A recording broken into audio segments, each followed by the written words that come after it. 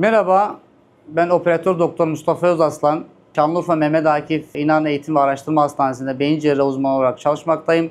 Gelişen beyin cerrahisi teknikleri, nöronavigasyon sistemleri ve mikroskopik cerrahi yöntemler sayesinde beyin tümörleri cerrahisinde artık daha çok başarılı sonuçlar elde edebiliyoruz.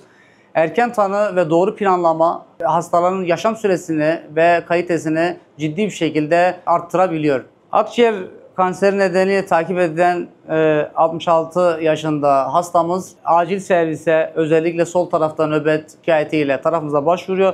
Yapılan görüntülemelerde beynin sağ tarafında özellikle sol kol ve bacağı oynatan bölgede yaklaşık 4 santimlik bir kitle tespit ettik. Teyzemizi ameliyat ettik ve tümörün tamamını çıkarttık.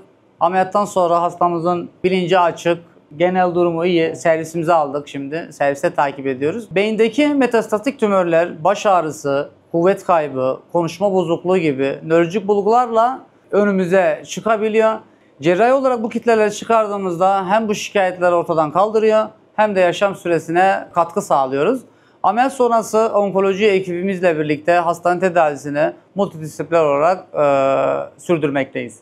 Beyin tümörleri bazen baş ağrısı, görme kaybı ve konuşma bozukluğu gibi sinsi belirtilerle karşımıza gelebiliyor. Bu tür şikayetler mutlaka ciddiye alınmalı ve zaman kaybetmeden mutlaka uzmana başvurulmalıdır.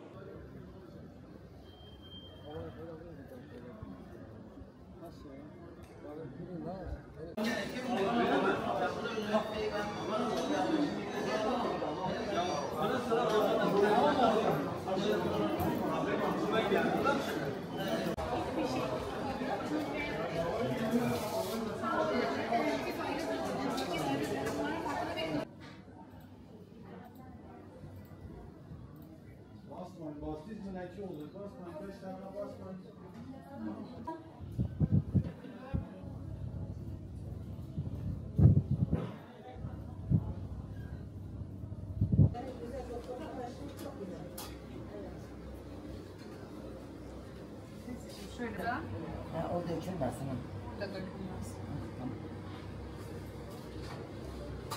Allah razı olsun doktorumdan. Bakalım. Güzel. Güzel. Tamam. Şu elinle sık bakalım. Hadi. Sık. Çek bacağını böyle kendine doğru. Kendine doğru çek. Çok iyisin. Diğerini çek bakalım. Çok iyisin.